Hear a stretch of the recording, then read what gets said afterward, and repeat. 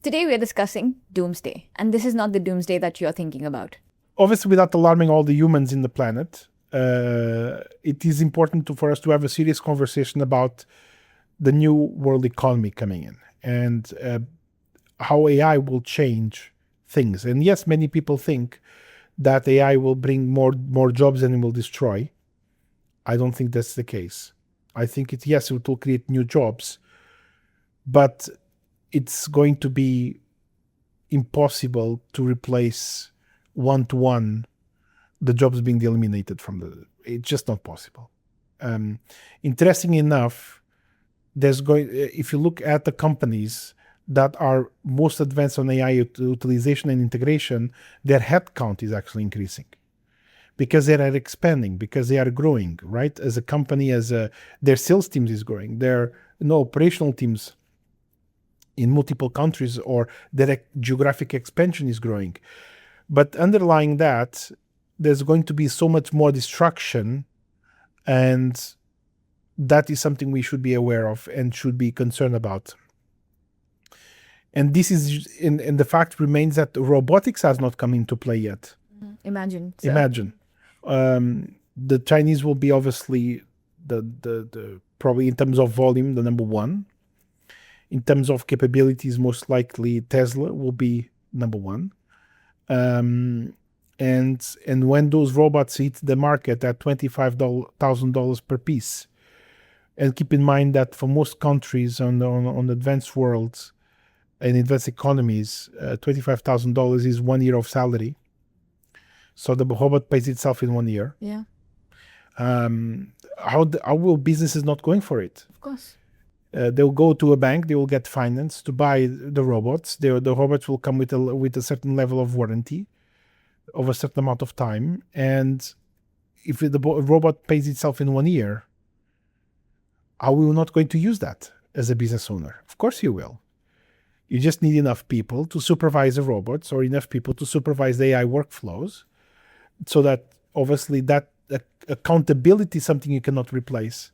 AI cannot be accountable. Yeah. So you need someone there to be accountable for whatever decisions being done or being made or being implemented or being executed on. So accountability cannot be replaced. That's a very interesting point as well for another podcast. But point is, you human have to right now understand where you stand on all of this. And it's not easy to understand. And I struggle myself sometimes to understand what 2 years from now will mean, 3 years from now. And you need to be making investments today to reap the benefit of that growth just in time, so that by the time this all happens, you're already secured in a secure position without being on the wealthier side rather than on the other side. And maybe we're going to have a world of abundance and major abundance, but it can either go either way. And I don't think anyone can really say at this point in time which way this is going. Mm-hmm. What I can tell you for a fact is that the world is in more conflict now than ever been since World War II, that the situation in Europe is getting worse, that the situation in the Middle East is getting worse, that soon enough we'll see the situation in Asia, especially with Taiwan, will get worse. Obviously, the Chinese don't have any interest on necessarily attacking or destroying Taiwan of any kind. Obviously, they want to integrate Taiwan. They want to control the expertise and know-how existing in Taiwan. But the world, the likes of the Americans, Japan cannot tolerate, obviously, and the South Koreans, that will happen. They also rely a lot, their economies rely a lot on that technology. Any big economy depends a lot in that technology. And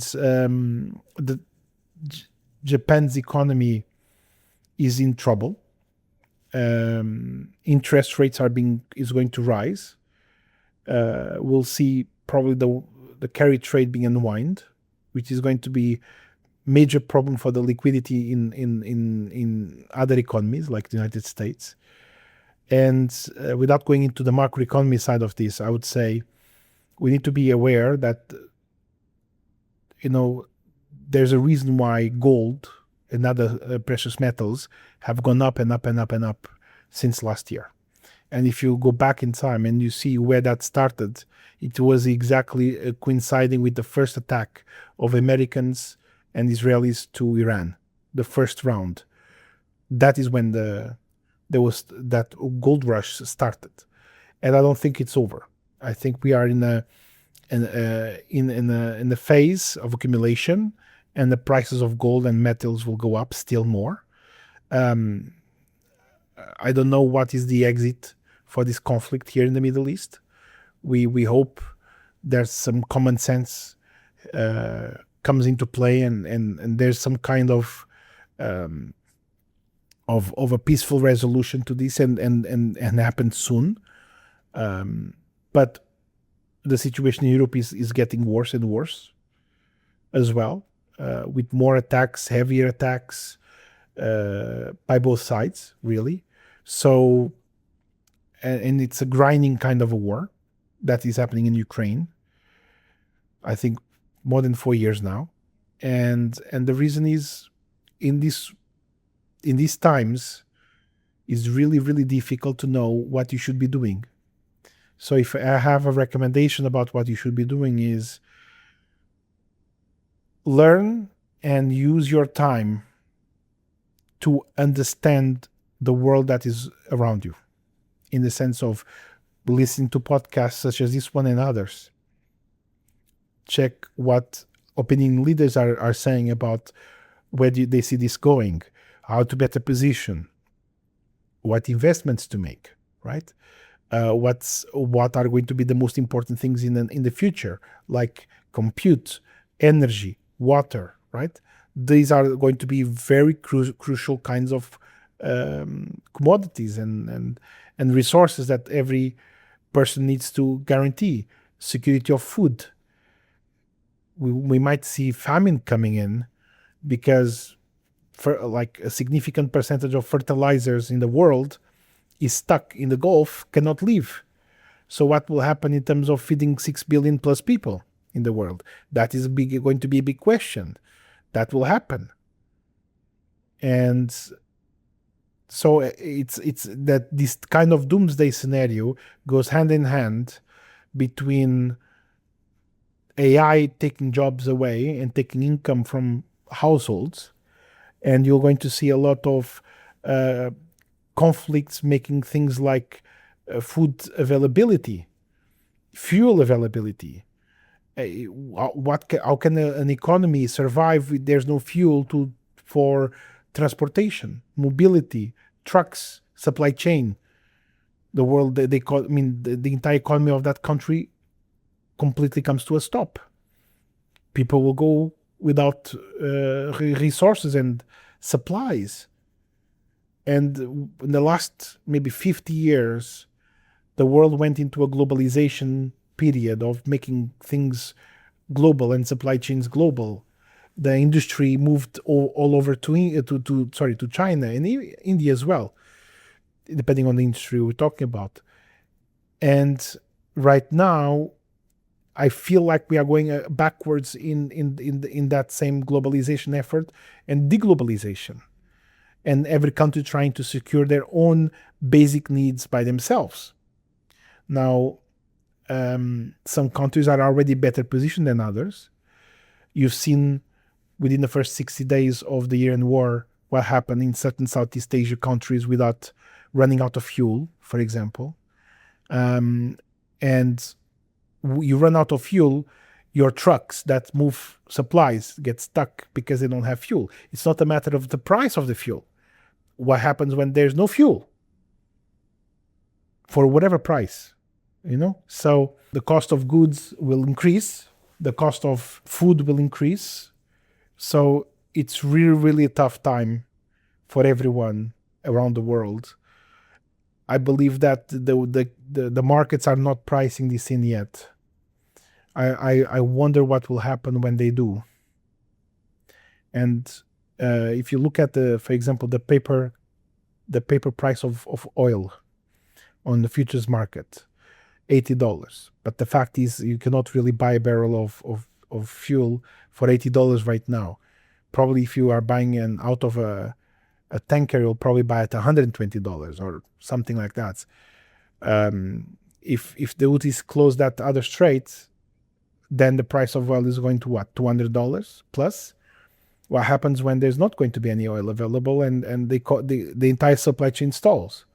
There's no, the supply chain is not electric yet, not fully, not enough. So those are the things that we need to be looking at. What are your thoughts in the sense of how do you see the next 3 years going when it comes to supply chains and the world economy? I also have this, like what you just said, like the concern of basic income, basic healthcare, because if we are not, and we cannot go, all of us cannot go back to farming. All of us cannot be doing, like, it's like sending civilization back to where they began from. So it's like a whole vicious circle that we are in right now. Either you upgrade, because there is no way we are downgrading, but downgrading is something that will eventually just happen to everyone.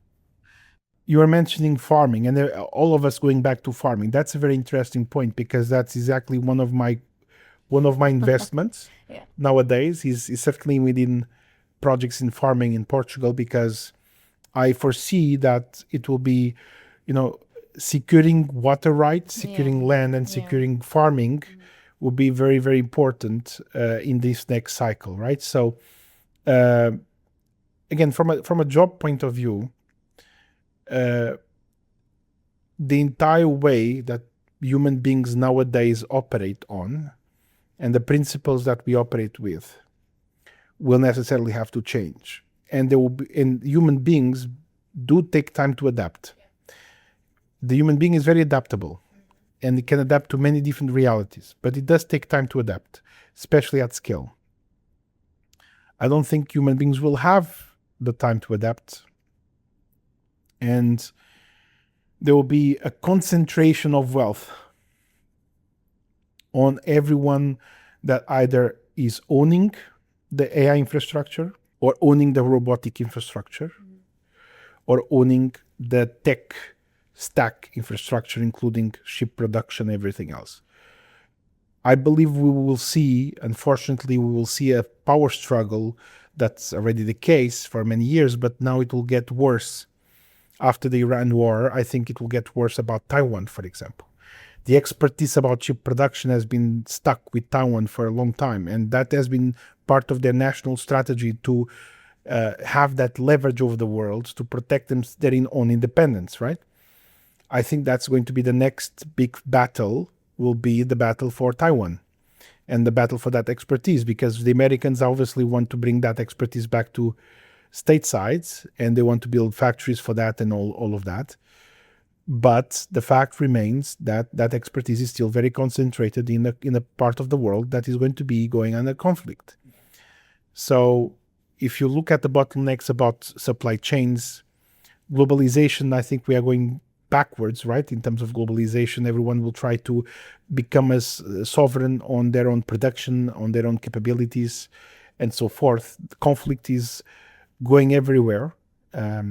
And I don't think it's going to get better, only getting worse, much worse, before it gets better. And the fact is, it is very, very, we are in a very, very scary moment of human existence, because the next phase will be, will dictate the survival of our species. And we cannot, I know it's very heavy, it's a heavy duty kind of a topic, but that's exactly what we're talking about here.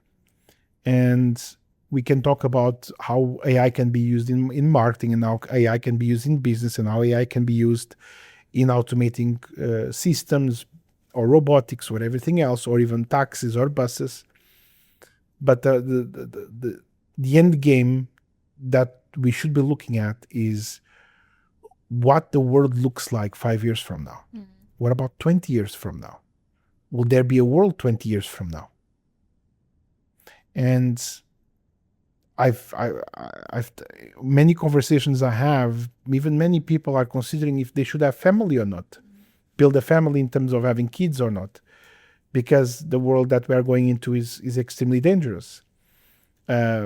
People of wealth are already looking how to invest in creating redundancies for themselves, either by buying bunkers in Switzerland or buying land on New Zealand or in South America, for example. Or like myself, looking into investing into primary market, which I mean primary industry such as farming or securing water rights, for example, which is something I'm certainly do. But that being said, and I know you are also doing the same, but it's certainly a conversation that we need to have with our audience. Our audience needs to understand that we go about our day to day.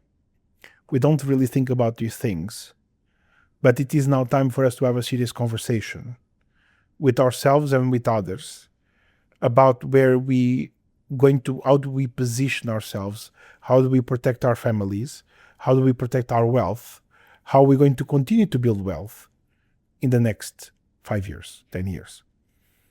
And how are you going to secure owning a piece of future finance by means of obviously crypto, right? It's going to be the future of finance, real world tokenization.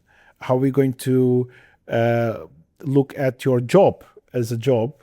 Maybe you need to think about building the company that you ever always dreamed about, and going into a more entrepreneurial kind of a pathway that can give you that autonomy and independence from corporate jobs.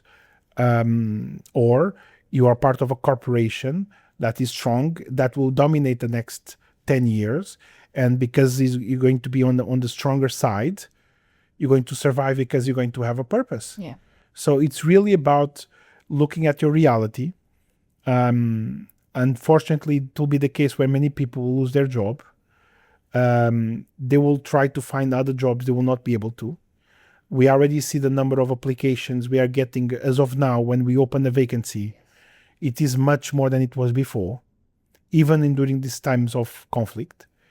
And the price of talent is coming down. Yeah. For the first time in a long time. The price of talent is coming down because it is getting more difficult to get jobs. So perhaps you need to change the way you think about jobs altogether. People will struggle to adapt. There will be a major wealth gap between the middle class will be completely wiped out. There's going to be those that will be on basic income, and those which will be on high income. Yeah. Now, some will defend that there will be a basic high income for everyone. And maybe it's going to be that the case, or maybe the cost of every service or product will come down so much, then even the basic income will be a basic high income, because the buying power will allow you to buy so much more than you buy today, because the cost of production will come down, especially when you start introducing robotics and you start to introduce economies of scale using automation in the process. Because obviously one of the things that costs more right now is labor. If you look at the P&L of any major organization, what you'll see most of all is labor. And on the robotics part, my husband cannot wait to get his hands on a nice robot who will do everything in the house, and he cannot just wait for it to happen already.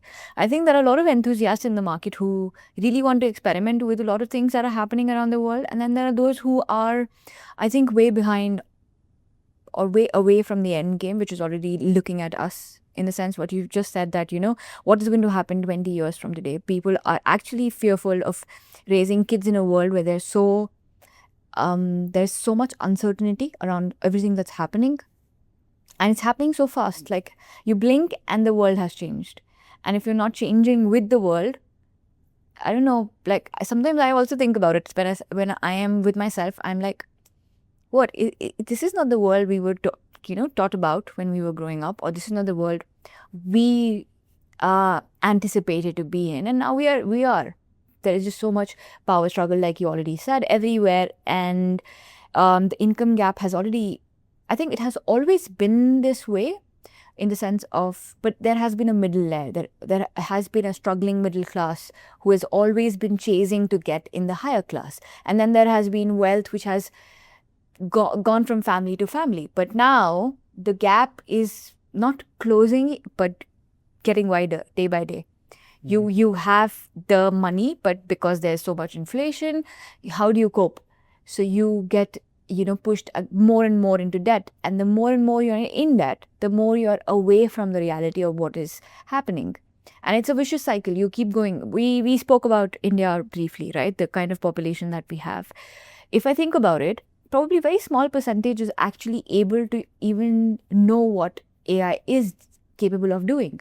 Probably a lot of the population is just using it as a Google search bar, where they think it is still a Google search bar. And I'm not trying to say that it's because Indians are lacking behind or something like that. It's not. It is just probably the lack of awareness that is being created.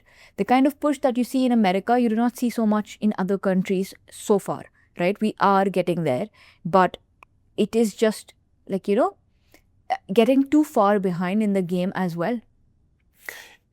When it comes to countries like India, which has been historically a country that was positioned very early to be very good at computers and engineering and so forth, you have a lot of the most brilliant minds coming out of India. You just look at the CEOs of American companies, Fortune 500, and you have your answer there. But because it's so huge of a population, and there's such a wide gap of wealth between that population, that you are correct from a percentage standpoint. There will be a lot of population in India that will not be able or yet understanding the capabilities of AI, or will probably never will. And there will be a small percentage, but even a small percentage of a large number is a large number of people that we are probably in the best possible position to take advantage of this AI wave that is coming here. And I've met incredible people, incredible minds out of India that think and maybe opportunities that were not available to them. Now the threshold to achieve certain goals have come down so much because now they have the tools at a very marginal cost that otherwise they would cost them a lot more to do. The threshold to be an entrepreneur, both in terms of cost and time, has come down massively. It has never been easier to be an entrepreneur now than in the past 10 years or the last 20 years. I was fortunate to be an entrepreneur at a very early age. And I started with my own company. I was 17, my first company. So I was lucky enough to be an entrepreneur, and I took that risk very early on. But it was very, very difficult. I was still in college and going home between the classes to send faxes. Fax. Imagine. So it was very, very tough at the time. Nowadays, it is extremely easy to be an entrepreneur. It's extremely easy to find and build a service or a product, a digital product that is, or even not digital, but you can certainly build a company, and if you know more or less what you're doing, you can find your way through and punch your way through and build something meaningful that, but it's also very difficult to protect it against competition, because the competition is extremely fierce. If the threshold is coming down, it's coming down for everyone. Everyone, of course. So either you are at the top of your game or you'll be completely beaten very fast. So you need a specific moat or a specific unique edge that keeps you ahead of the curve. And that is going to be the challenge for most entrepreneurs. I know many people are going for, even after the boomers, businesses that they no longer are wanting to continue. The basic stuff, like from a car wash to other kinds of most basic brick and mortar types of business, that people always going to be needing something of that kind. And it is not difficult from a competition standpoint, from a technology standpoint. Yes, you can automate. Yes, you can add more capable machines. But at the end of the day, it's going to be those kinds of traditional kinds of businesses that will survive for a long time. Yeah. But that being said, going back to India as a point of reference, due to population and due to the wealth gap, there's a major wealth gap. There's ever been a major wealth gap, and that will widen. It will widen because the next 5 years will determine, I believe, for everyone in the world, not just in India, for everyone, it will determine if you are positioned on the wealthier side, or if you are positioned on the other side. And I don't think anyone of us want to be on the other side.